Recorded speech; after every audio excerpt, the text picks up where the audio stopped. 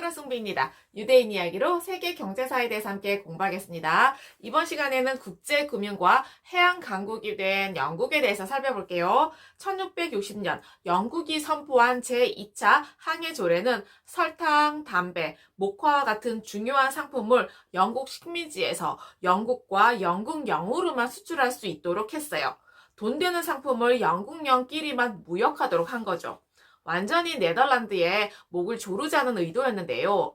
1663년에 발표한 제3차 항해조례, 그러니까 시장조례는 더 가관이었어요. 유럽 대륙에서 아메리카 영국 식민지로 수송되는 모든 화물은 먼저 영국에 들러서 육지로 내린 후에 식민지로 재선적하지 않으면 안 된다는 그런 규정이었어요. 이것은 다른 국가에서 식민지로 향하는 그 화물에다가 영국 관세를 부과하면서 식민지와 다른 국가 간의 직접적인 무역을 제한하자는 조치였어요.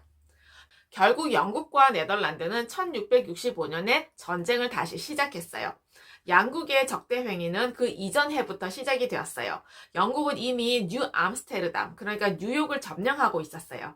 영국은 1665년 3월에 전쟁을 선포하고 2월에 영국의 로스토프트 앞바다에서 네덜란드 해군을 격파했어요. 그렇지만 그 다음 해에 벌어진 대부분의 전투에서는 네덜란드가 승리했죠.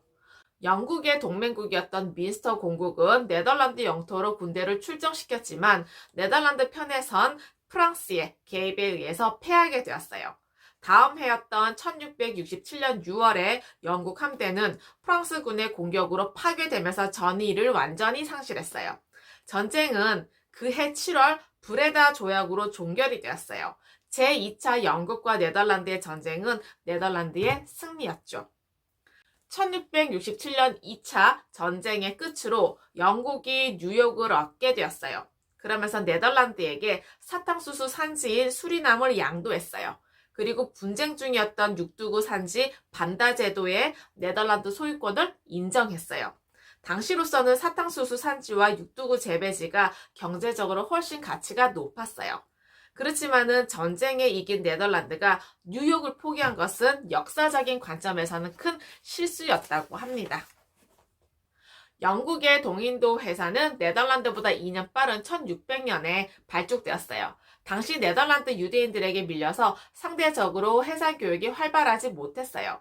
그래서 비공식적으로 앤트워프와 네덜란드에 있던 유대인들을 불러서 1605년에 레반트 회사를 별도로 만들어 동방 무역을 독점적으로 전담시켰어요.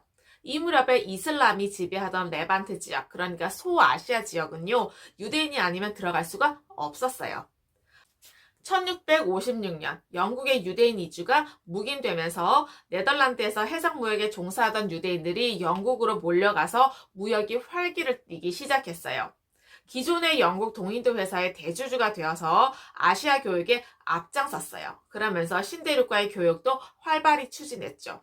네덜란드에서 이미 오래전부터 하던 일이었기 때문에 그렇게 어렵지가 않았어요. 신대륙과의 교역 규모가 커지면서 1670년에는 네덜란드의 서인대 회사를 본따서 아예 허드슨 회사를 별도로 만들었어요.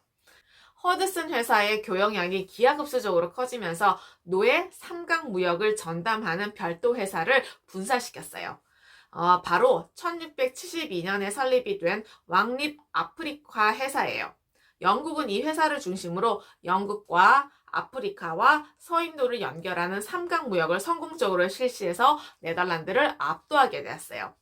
1658년 크로멜이 사망했어요. 이를 틈타서 영국은 11년 만에 왕정이 복고되었죠. 그렇지만은 1660년에 영국의 왕조에 복귀한 찰스 2세는요, 역시 경제적 필요에 의해서 유대인의 입국을 묵인했어요. 1672년에 유럽 대륙에서 프랑스의 태양왕 루이 14세가 네덜란드로 쳐들어왔어요. 인구도 적고 해군 중심 국가였던 네덜란드는 프랑스 육군을 대적하기가 힘들었어요.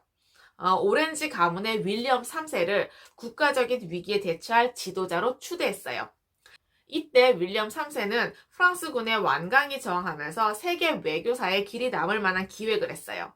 프랑스 루이 14세의 야심에 대항하기 위해서는 영국과 동맹 관계를 맺어야 한다고 판단했어요. 그래서 영국 왕 제임스 2세의 딸이면서 자기 사촌인 메리와 결혼을 했어요. 그렇지만 영국은 네덜란드 편을 드는 스페인에 대항하기 위해서 프랑스와 동맹을 맺게 되었어요. 결과적으로 당시 유럽을 주름잡고 있었던 루이 14세의 프랑스 군대와 영국과 독일의 동맹군, 그리고 네덜란드와 스페인과 신성 로마 제국의 연합군 간의 전쟁이 일어났어요. 동맹군에 대항해서 싸운 연합군 사령관 오렌지공 윌리엄의 경제적인 뒷받침을 한 사람들은요, 유대인들이었어요. 6년간의 전쟁 끝에 윌리엄 3세는 루이 14세와 평화협정을 맺었어요. 영국에서는 찰스 2세의 뒤를 이어서 왕위에 오른 제임스 2세가 전제 정치를 펼치고 가톨릭을 강요하면서 이에 반대하는 명예혁명이 일어났어요. 귀족들은 네덜란드의 윌리엄 공을 영국 왕으로 추대해서 불러들이는 공작을 펼쳤어요. 의회에서는 토리당과 휘그당의 양당 지도자가 협의한 끝에 1688년 6월 말 네덜란드의 오렌지공 윌리엄과 메리 부처에게 영국의 자유와 권리를 수호하기 위해 군대를 이끌고 귀환하도록 초청장을 보냈어요. 윌리엄 3세는 영국 찰스 1세의 딸 메리의 아들이에요. 그러면서 외가 쪽으로 영국 왕실의 혈통을 이은 사람이죠. 그리고 윌리엄 3세의 왕비인 메리 스튜어트는 영국 왕실의 적통을 이을 수 있는 제임스 2세의 딸이에요. 윌리엄 메리 부처는 15,000명의 군대를 이끌고 영국 남서부에 상륙해 런던으로 진격했어요. 그리고 영국 귀족들도 잇따라 윌리엄 메리 부처의 진영에 가담했어요. 사위가 장인을 공격하는 셈이었어요. 제임스 2세는 사태가 불리해지면서 프랑스로 망명했어요. 이것을 피 한 방울 흘리지 않았다고 해서 무혈혁명, 곧 명예혁명이라고 해요.